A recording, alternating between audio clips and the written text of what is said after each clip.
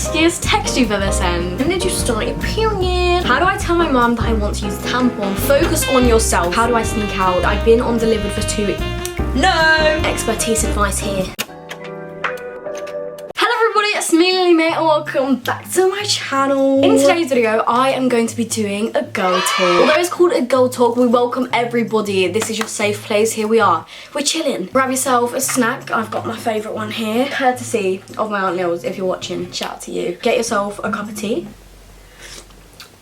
Or whatever you prefer. And we are going to go right in with the juicy questions today. Over on my Instagram, I asked you guys to give me some juicy girl talk questions and just things that you might be too afraid to ask other people. Think of me as your big sister. All the questions are going to be anonymous. I'm not going to be mentioning any names, don't you worry. We got all feel comfortable here. We're just having a chat, me and my friends. Hello. Also, this is my third cup of tea of the day. Slightly dangerous because when I drink too much, I need to go to the bathroom. A lot. I'm not lactose intolerant or anything, that just happens. Anyways, we're less than 2 minutes in and I'm already been TMI. With all of that said, we should probably get started because it's 8:30 on a Sunday evening. We're just gonna have a nice cozy evening together. Let's start off a little bit slowly. The first question is how to stop liking a boy or a girl that doesn't necessarily like you back. First of all, have we actually clarified that this person doesn't like you back, or is that just what you're assuming? Because sometimes people assume things and they're wrong. Let's just say you have clarified it. This person has said that they don't necessarily have feelings that you have for them back. That is okay. And how to get over it, which is the actual question, it's definitely a hard one. I feel like a lot of us have been through it. Most people have. That's okay. People aren't gonna always feel the exact same about you as you feel about them necessarily. At the end of the day, everything does happen for a reason. Whether you believe that or not, what's meant to be won't pass you by. You just gotta try your best to keep busy and forget about it. Obviously, being in lockdown, the UK's in another lockdown, if you didn't know, that can definitely be hard because it's like, what can I do to actually keep busy? I'm struggling to keep busy and I'm not trying to get over somebody and it's still hard. Surround yourself with good people and it's gonna be okay. It literally is gonna be okay. There's plenty of fish in the sea. This person just obviously weren't meant for you and also their loss. This one is quite interesting. How do you know when you found the right group of friends? I feel like that is quite hard because I don't really know how I knew. I feel like, I know this isn't gonna be very helpful, but you just sort of know. You sort of get the feeling like once you're comfortable around them and they don't judge every single move you make, they're supportive of what you do in every single aspect. Even if they don't agree with something, but you still want to go through with it, they should support you in some sort of way at least. I feel like when the people you surround yourself with are like that, then you sort of know that they are the right group of friends to be hanging out with. How to make my boyfriend of 2 years like fancy me again. You don't need to change anything. He just needs to open his eyes. If he stopped fancying you, girl, wear whatever clothes you want, wear whatever makeup you want. If you don't want to wear makeup, don't. You do you, and if that's not good enough, bye Felicia. Somebody said this isn't a juicy question, but how can I actually look my age? I'm in year 11 but look about 10.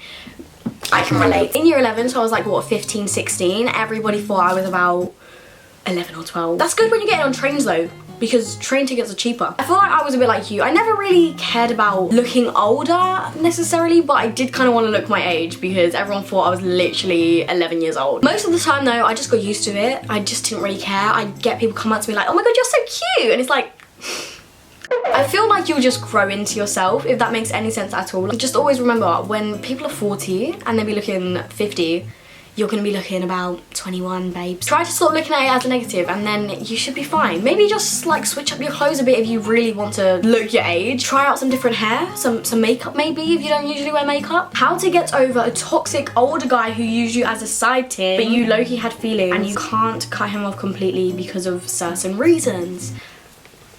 I wish I knew these reasons. That is hard. First of all, think the reasons through. Are they good enough to keep this toxic person who is just draining energy out of you? Is it worth keeping this person in your life? If it genuinely and really is worth it, then try and speak to them as little as you can. Maybe try and be blunt and hopefully just in hopes that they'll cut you off in the end. I don't know why I thought I could do this video and give advice to you guys. I'm not good at it. I haven't had my first kiss yet and I'm 14, is that okay? Of course that is okay. You don't need to do anything if you're not ready for it, and I just want to drill this into people's minds. Do not do anything if you're not comfortable with it and if you're not ready. There's no competition, you're only 14 like you said, you're not running out of time, you're young. How to deal with insecurities. Now, there is no right or wrong answer to this. I feel like for me personally, with insecurities, when it comes to that, I just try to not to project them on other people, and I try to not look at them in a negative way, which is obviously so hard sometimes, because I look in the mirror, I'm like, bitch. I used to beat myself up a little bit about them, I'm not gonna lie to you, which I feel like everyone goes through that sort of phase when they beat themselves up about their insecurities, but you really shouldn't. I feel like now I've definitely like learned to love myself, to be honest. I did that by being comfortable within myself, like wearing whatever I want, doing my makeup how I want, changing up my hair a bit because that's what I wanted to do. And now when I look in the mirror, if there's something that I don't feel good about, if there's an insecurity that's just standing out to me, I try to just be like, do you know what? You're not gonna get the better of me. I try to replace the negative comments that I have about myself into positive ones. How to deal with breakups. I am the queen of this. Actually, I've had like one breakup. But here we are. It definitely depends on the circumstances and how the breakup was a breakup, how it ended. For me, the ending of my relationship was quite toxic, although the relationship itself was very good. Until right at the end. I let myself cry for 1-2 days maybe. And then I realised how much better I'm gonna be without this person in my life, because it was very toxic towards the end, like I said. That gave me so much motivation to just better myself, and that is like the most amazing thing that could ever happen to me. I feel like there's a few options with dealing with breakups, like just let yourself cry. It's okay to cry and be upset about it, but then get yourself back up, pick yourself up, show them what they are missing, because they're missing a lot. As for breakup advice just in general, I'd say surround yourself with your best friends, maybe have a nice night in together, watch a movie, give yourself time to be upset and sort of get over it within yourself. Listen to bad bitch music. My personal favourite breakup song last time was Best Thing You Never Had by Beyonce. It was great. Also, Irreplaceable. That's a really good one too. Focus on yourself. When you get out of a relationship, when you're fresh out of a relationship, you've been putting so much time and energy into them, and you let yourself go because you've sat there being upset about them when you don't need to do that. Focus on you. If I'm not allowed out to go to a party, how do I sneak out? Obviously after lockdown. I'm not gonna lie to you, you've come to the wrong person. I've not snuck out once in my life. Quite frankly, I'm too scared. If I got caught, I don't know what I'd do. How to get through the talking stage. Is there even an answer to this? Does anybody actually know how to do that? For real though, I just say, we've been talking for a while. Do you want to move further with this? Literally just be upfront. I feel like you just need to be upfront nowadays, especially in talking stages. If you feel like you're at the point where you could move on to the next step, move a little bit further in the relationship, because you deserve to know that. It is perfectly okay and you have every single right to approach them like that and do that. Is it okay to still be friends with your ex? I think it's perfectly okay to still be friends with your ex if you both like feel fine about that situation. Obviously for some people it's hard to be friends with their ex because just feelings get in the way really, and then one of them ends up getting hurt. If you're both very mutual about it and if the breakup sort of ended on good terms, then that is totally fine and totally healthy. We should probably normalize that. Like, why isn't that normal? Kind of weird. Should I feel comfortable farting in front of my boyfriend? Yeah. Sure. I mean, if I needed to fart, I'd just lay it out. How do I tell my mum that I want to use a tampon? We aren't that close. At the end of the day, she's gonna understand. That's like, although you aren't that close, like, your mum is your mum. She's had periods too, you know, it's natural. Personally, if I was in your situation and like not that close but wanted to try this out, basically I want to try a tampon because apparently it's more hygienic and I would just feel more comfortable using those when I'm on my period. You'll probably just be like, yeah, okay, like, why are you so awkward telling me? She's been through it too, she knows how it feels. Otherwise, if you have the money, or you could even just be like, Mum, can I go and get some period stuff, you know, the girly stuff, borrow some cash. It's a basic female necessity, we all need it. I really like this boy, but he leaves everyone undelivered. I've been undelivered for 2 weeks. Where have I heard that before? I will never understand the whole leaving leaving somebody undelivered. Like, what is the point? If you don't want to talk to me, just open my message. You're gonna open it at one point anyway, just open it and ignore it if you really want to ignore it. Or just be like to me, listen, I don't really want to talk to you, if I'm being honest. Just be nice about it and then I'll leave you alone. I won't bother you. All I can say is 2 weeks, he's not worth it. Block him, delete him, and then when he messages back in another 2 weeks time, he will be on pending, and then he'll know how it feels. How do you tell your parents you want to meet up with a boy you've never met before? This is kind of a hard one because I feel like if that was me and I was telling my mum, then she'd be like, who is this boy, where does he live, and who are his parents? Take into consideration like how long you've been talking, have you spoken on the phone, have you spoken on FaceTime, is this like a legit real person, because parents get really like scared about that nowadays, because I mean, the internet is a wild place. Obviously, it's a bonus if he's like maybe a friend of a friend that you're quite close with. Then that friend will obviously know that this is literally a legitimate person and they're totally safe to meet up with. I think I just try and bring it up kind of lightly. Maybe if your parents have seen you on FaceTime to this person a couple times and know you're kind of feeling type of way about them, they might be more sort of lenient about it, about actually meeting up in real life. When it actually comes to meeting them, I can be like, oh yeah, it's Aaron from FaceTime. Make sure that your parents know that you're safe, like text them where you are and, you know, take a little selfie when you're there. This is a real person, parents. Yeah. Just approach it in a way that you feel comfortable. I know it's scary, but just be like, can I meet up with this person? And then if they say no, then just be like, oh. What to do when your crush is nice and flirty in person but airs you or leaves you undelivered on Snapchat? This is a hard one again. You guys got the questions tonight. I'm not good at this. Personally, I would just be upfront about it and just ask them, like, is there a certain reason that you're different in real life with me than on Snapchat and stuff like that? If they say no, maybe just be like, well, could you make a little bit more effort because I'm trying to message you and you're not really giving me much back. If they sort of carry on that way and if you really don't like it, then maybe just try move on to somebody else that actually does want to talk to you on Snapchat. Also, do take into consideration that some people just aren't really texters. Like, personally for me, I don't think I'm very good at texting. Like, people probably say I've got dry messages, but I think I'm just not good at texting. I hate meeting people like through text. Like, I would much prefer to just meet up with you in a real life environment and actually have a proper conversation with you and meet you face to face. I'm not good at texting. Snapchatting, no, not for me. What is a good age to get into a relationship? There is no certain age. There's no specific age that you need to be in a relationship. There's no specific age that is good for a relationship. It's just whenever you feel comfortable. I was 11 when I got into like my first boyfriend, but I wouldn't tell you to go and get a relationship at 11 years old because looking back that sounds so young, but it felt right at the time. Whenever you feel ready, if somebody asks you out and you've got a crush on them and you think maybe there could be a future together, then go for it, why not? Who is stopping you? Is 16 old to not have been in a relationship? No! 16 is so young, and I feel like you don't actually realise that when you're 16. Like, I mean, I'm 17 and I'm still so young. I'm only 3 years away from being 20. Actually, I'm 2 years away in April from being 20 and I don't feel like I'm about to be 20, do you know what I mean? So we're all so freaking young. We have our whole lives ahead of us. It's crazy. When did you start your period? I actually don't remember. I think it was like 12 or 13. I do remember pretending that I was on it though, because everyone in the pee change room was like, oh my god, I'm on my period. Like, have you started? Like, yeah, I've started. Also, I don't know why I pretended that I was. That's kind of weird looking back. Why did I do that? I haven't had my first kiss and I'm so nervous. Like, where do you put your hand? That is so cute. I feel like I was freaking awkward when I had my first kiss. Like, I didn't know what to do either. Like, I was so freaking scared. Like, I was literally like, whoa, I don't know how to do this. I fully said that.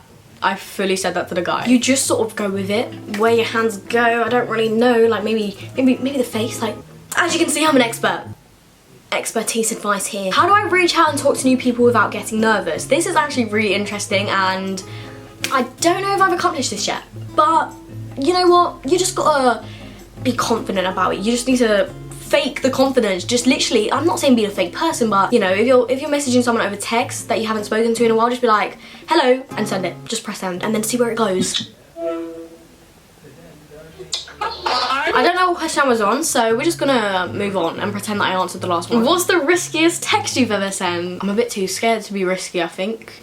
What age is it okay to buy a thong? I feel like there's almost a, I don't know what the word is, like taboo around thongs. I don't really know why, because they're literally just a basic piece of underwear. I feel like they are seen as more of a lingerie type of vibe, if that, you know what I mean? I feel like that's probably why people get like scared to sort of buy them and think there's a certain age to buy them. Once again, there's no age. There's no age limit on that. Like, you won't go in a shop and try buy it, then they're not gonna ask you for ID. If you want one, get one, but also just think about why do you actually want it? Because I feel like I would never have wanted that at like, what, 12 and 13. Like, I don't even really want it now. This is kind of an awkward video to film. I hope nobody in my family is watching this. Pretty sure I got my first one this year. But like I said before, where were you unaware? Where were you comfortable in? How did you tell your mum you started your period? A funny story behind it. Should I go into it? Yeah, let's go into it. Basically, there was this one morning that I got a really bad like bellyache and I didn't think anything of it. I was just like, Mum, I got a bellyache. And just like, oh. hope you're okay, get well soon. To me, it was just like a normal bellyache, just a bit more harsh and hurted more. I pretty much just got ready, got on with my day. Me and my mum went and had a walk down the road. We went to a cafe, and I was actually with like 2 of my friends up in the sky and their mum. Went to the toilet, and then I was like, oh, what's this? What's going on here? So I called my mum. I was like, Mum, come to the toilet. She basically found out as I found out. So that's my story. If it didn't happen that way, I feel like a lot of people are actually really scared to tell their parents, but if it was a normal day and I was just inside, my mum was downstairs and I realised I started, I'd probably just go down and be like, Mum, I just started my period. I'm growing up. Should you always tell your friends about what you're doing with him if they don't like him? I'm guessing him is your boyfriend. If your friends don't like him, then honestly they probably don't really want to hear about him that much, but if there's something that you want to tell them, then tell them, because they are your friends, and at the end of the day that they should still be positive and just supportive about it. Just got into a relationship and he wants to move on to the next step, but I don't feel ready just yet. In this situation, I would say just sit this person down and just be honest with them and be like, listen, I know this is what you want,